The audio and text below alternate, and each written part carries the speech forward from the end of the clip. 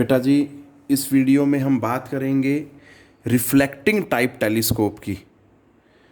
As we know, reflecting type telescope is an advantage over the refracting type telescopes. बेटा, बहुत सारी advantages होती हैं इनकी। ये दो तरह के होते हैं, जिसमें से पहला मैं यहाँ डिस्कस करने जा रहा हूँ इस वीडियो में, दैट इज़ कैसेग्रेनेनियन टेलीस्कोप। बेटा, अब नाम से पता लग रहा है कैसेग्रेनेनियन, ठीक है बेटा, डिज़ाइंड बाई कैसेग्रेनेनियन, ठीक है। इसलिए इसको हम क्या बोलते हैं, कैसेग्रेन है बेसिकली इसका नाम, इसलिए इसको हम क्या बोलते हैं, कैसेग्रेनेनियन टेलीस्कोप बोलते हैं। One more reflecting type telescope which was designed by Newton, उसको हम बोलते हैं न्यूटोनियन टेलीस्कोप, ठीक है बेटा। तो बिल्कुल ऐसे ही जैसे उसको न्यूटोनियन बोलते हैं, इसको कैसेग्रेनेनियन बोलते हैं। ये चीज़ ध्यान देनी है। अब हम इसकी कंस्ट्रक्शन पढ़ते हैं, कैसे ये बनाया जाता है, क्या क्या होता है, रेज कैसे ट्रैवल करती हैं, कोर्स ऑफ रे भी उसी में ही आ जाएगा। देखते हैं बेटा। तो बेटा देखो ज़रा, इसमें सबसे पहले अगर हम देखें तो ये जो होता है ना बेटा, पैराबोलिक कनकेव मिरर होता है, ठीक है। पैराबोलिक बोल रहा हूँ मैं, क्लियर। क्यों पैराबोलिक लेते हैं?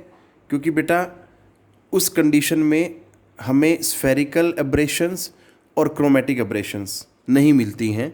So this is the advantage of taking the parabolic concave reflector instead of simply concave mirror, ठीक है। बस फ़र्क क्या होता है, इसमें कर्वेचर बहुत ज़्यादा होता है, that's why it is known as parabolic. Clear है, ये चीज़ ध्यान देनी है। और ये ऑब्जेक्टिव मिरर होता है, क्लियर है ये, this is the objective mirror. मैं यहाँ लिख देता हूँ ऑब्जेक्टिव मिरर। क्यों? क्योंकि this is facing the object, object से रेज इसके ऊपर आएंगी, और क्योंकि ऑब्जेक्ट जो है बहुत दूर है, इनफाइनाइट डिस्टेंस पे, तो उससे जो रेज आती हैं वो पैरेलल आती हैं। ये अरेंजमेंट है ताकि जो रेज हैं इसमें एंटर कर सकें पैरेलल। ये रे आई बेटा, एक रे ये है और एक ये रे है। क्योंकि हमें पता है इमेज बनाने के लिए we require only at two rays, at least two rays, ठीक है बेटा। ज़्यादा जितनी मर्जी हो, बट कम से कम हमें दो जरूर चाहिए। अब होगा क्या, अगर कोई रे पैरेलल आ रही है तो बेटा कनकेव मिरर में हम पढ़ते हैं, या मिरर्स में हम पढ़ते हैं, आफ्टर रिफ्लेक्शन जो रेज होती हैं वो कन्वर्ज हो जाती हैं फोकल पॉइंट पे। अब इस पैराबोलिक कनकेव मिरर का कोई ना कोई तो फोकल पॉइंट होगा बेटा, वो होगा इस तरफ, क्लियर। अब जब इस तरफ कन्वर्ज करेंगी तो रास्ते में ही क्या होता है, एक हमारे पास कन्वेक्स मिरर होता है, जिसे हम सेकेंडरी मिरर भी बोलते हैं, ये वाला। क्लियर है बेटा। इसको तो मैंने बोल दिया, सी से notation they the objective mirror को, इसको सी बोल दिया सारे को, ठीक है। और ये जो सेकेंडरी मिरर है इसको हमने क्या बोल दिया, बी। क्लियर है। और यहाँ पे ये भी देख पा रहे हैं आप कि ये जो है बेटा कन्वेक्स है नेचर में। अब होता क्या है, यहाँ से जो रे पैरेलल आई इस पॉइंट से रिफ्लेक्ट होगी बेटा, वो फोकल पॉइंट पे कन्वर्ज होगी। इसके फोकल पॉइंट पे आने से पहले ही रास्ते में क्या मिलेगा उसे, जो रिफ्लेक्टेड रेज हैं वो आके कहाँ इंसिडेंट होंगी, on this secondary mirror, convex mirror पे। अब होता है ऐसे, अगर क्योंकि इनका नेचर तो कन्वर्जिंग है ना बेटा इस मिरर का, तो ये रे आई इसकी तरफ और ऐसे ये रे आई इसकी तरफ।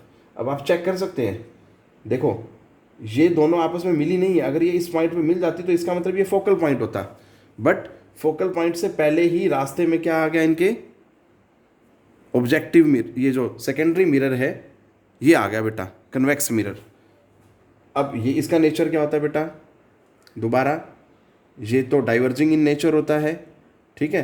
ये क्या करेगा, रेज को दोबारा यहाँ से रिफ्लेक्ट करेगा, रेज रिफ्लेक्ट होंगी, और यहाँ पे हमारे पास होता है एक आई पीस।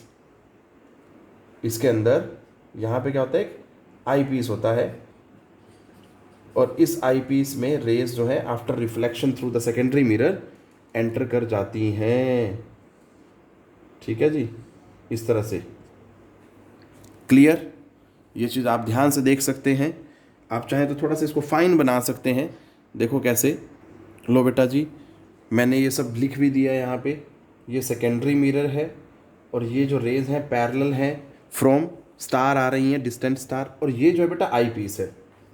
अब मैं यहाँ पे जो बताना चाह रहा हूँ आपको वो ये बेटा, ये जो ऑब्जेक्टिव मिरर है जिसको हमने पैराबोलिक कनकेव रिफ्लेक्टर भी बोल सकते हैं, इसके अंदर ये जो होलो अरेंजमेंट किया है इसका बेनिफिट है बेटा। इसमें हमने क्या लगाया, आई पीस, ठीक है। इस आई पीस के थ्रू जो है जो एस्ट्रोनॉमर्स हैं बेटा, they can see directly the stars, light coming from the star, उस पर वो फोकस कर सकते हैं बेटा। तो this is one more advantage of this hole provided in between the objective mirror बेटा।